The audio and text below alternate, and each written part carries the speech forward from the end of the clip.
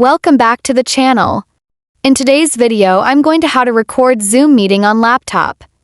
Whether you're using it for online classes, office meetings, or just to save a conversation for later, this tutorial will make it super easy for you.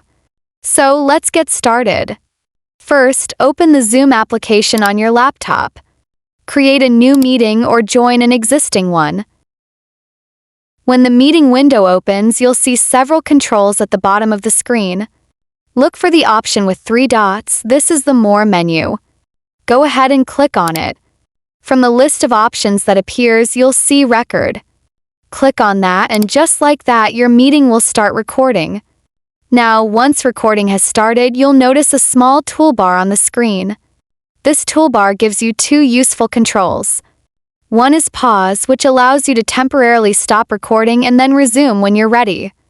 The other is Stop, which ends the recording completely. Once your meeting is finished or you decide to end the recording, Zoom will automatically begin processing the video file. After processing, the recording will be saved directly to your computer. And that's it.